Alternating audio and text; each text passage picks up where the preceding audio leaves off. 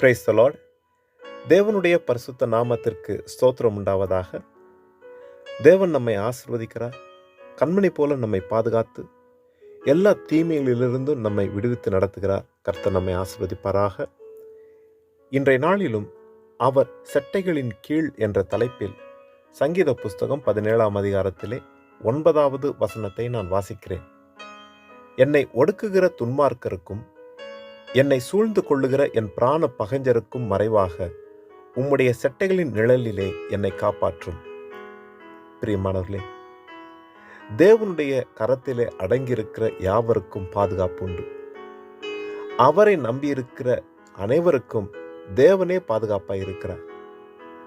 அவருடைய சன்னிதானத்திலே, அவருடைய கூடார மறைவிலே நாம் தங்கி இருக்கும் பொழுது இந்த உலகத்தில் இருக்கிற எந்த தீமையும் மேற்கொள்ளாதபடிக்கு அவர் நம்மை பாதுகாக்கிறார்.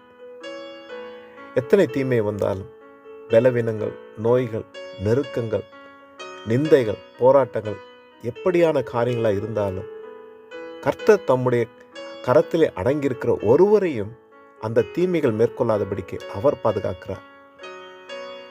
தேவனுடைய பிள்ளைகளுக்கு விரோதமாக எத்தனை தீமைகள் எழும்பினதை வேதத்தில் நாங்கள் பார்க்கிறோம்.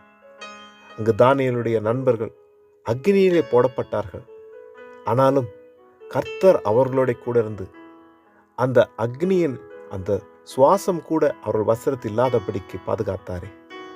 கர்த்தர் நல்லவருங்க, நிச்சயமாய் பாதுகாப்பார். அங்கு ரூத் புஸ்தகத்திலே பார்க்கிறோமே, 2ஆம் அதிகாரம் 12ஆம் வசனத்திலே ரூத்தை பார்த்து இந்த வார்த்தையை சொல்லுகிறார். உன் செய்கைக்கு தக்க பலனை கர்த்தர் உனக்கு கட்டளையிடுவாராக. இஸ்ரவேலின் தேவனாகிய கர்த்தருடைய செட்டைகளின் கீழ் நீ அடைக்கலமாய் வந்த உனக்கு அவராலே நிறைவான பலன் கிடைப்பதாக என்றார். இஸ்ரவேலின் தேவனாகிய கர்த்தருடைய செட்டைகளின் கீழ் அடைக்கலமாய் வந்தபடினாலே, அவருடைய கரத்தின் நிழலிலே நீ வந்திருக்கிறபடினாலே நிறைவான பலன் உனக்கு உண்டு. நிச்சயமாய் ஆண்டவருடைய பிள்ளைகள் அவருடைய சன்னிதானத்திலே அவரிடத்தில் நாங்கள் அடங்கியிருக்கும்போது ஆண்டவரை நம்பி இருக்கிற நமக்கு நிச்சயமாக அவர் பாதுகாப்பார். அவருடைய பாதுகாப்பு நமக்கு இருக்குங்க.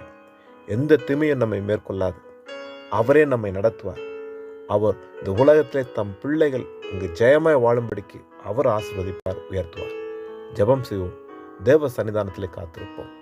நல்ல தகப்பனே, இந்த காலை நேரத்துக்காக உமக்கு நன்றி செலுத்துகிறேன். இது நாள் வரையிலே நீர் பாதுகாத்து வந்திருக்கிறதுக்காக உமக்கு நன்றி ஆண்டவரே. தகப்பனே, தொடர்ந்து உம்முடைய கரமானது ஒவ்வொருவரையும் நடத்துவீராக. உம்முடைய கரத்தினாலே ஒவ்வொருவரும் தாங்கும்படிக்கு ஜெபிக்கிறேன். உம்முடைய செட்டிலின் கீழ் வந்திருக்கிறோம்.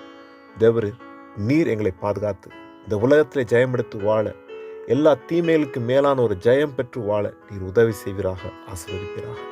எல்லாம் இயேசு கிறிஸ்து நாமத்திலே தரைமட்டம் தாழ்த்தி ஜெபிக்கிறேன் நல்ல தகப்பனே. ஆமென், ஆமென். கர்த்தர் தாமே நம் அனைவரையும் நிறைவாய் ஆசீர்வதிப்பாராக. ஆமென்.